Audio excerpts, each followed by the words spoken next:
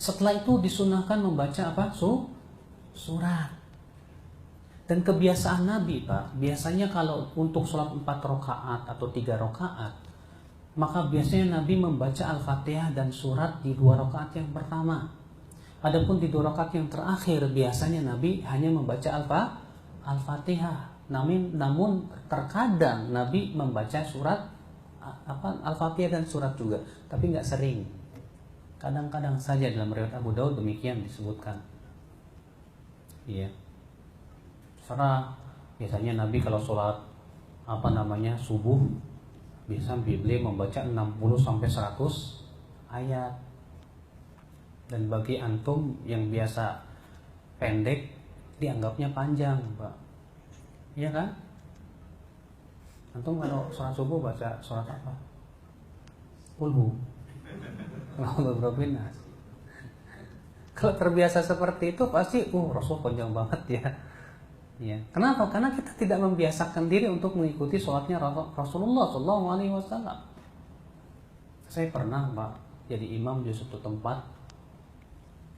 Saya merasa kayaknya ini orang-orang awam nih. Saya pendekkan aja lah. Saya baca sabihis. Setelah selesai sholat apa katanya? Ustaz, kok panjang banget sholatnya? Masih panjang juga sabihis.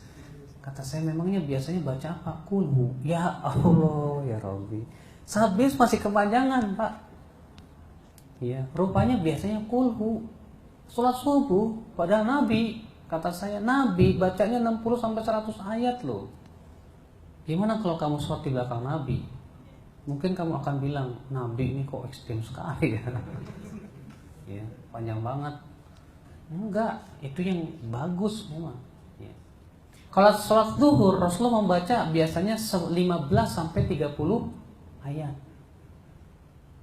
Kalau sholat asar, biasanya Nabi SAW membaca antara 7 sampai 15 ayat. Kalau sholat maghrib, biasanya seringnya Nabi membaca ayat-ayat yang pendek, baru tuh kulhu, qul a'udzu birabbinas, ara'aita, alam taro, ya.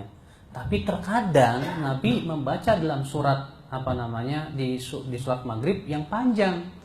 Pernah beliau membaca surat At-Tur di 2 rakaat. Pernah juga beliau membaca surat Al-Mursalat di 2 rakaat di surat maghrib. Bahkan pernah Nabi membaca surat Al-A'raf di surat maghrib sekali-kali. Ya, tapi kita juga tetap melihat keadaan. Kalau memang antum nggak kuat ya janganlah. Adapun salat Isya, Nabi SAW seringnya membaca surat itu yang Ausatul Mufassal, seperti Sabihis, Wasama'i Wattariq, ya, Wasyamsi Waduhaha. Itu biasanya Nabi baca kapan? Salat Isya. Ya. Nah, ini coba Pak, kita berusaha untuk mengikuti cara salatnya Nabi, bahkan dalam bacaan-bacaannya. Ya.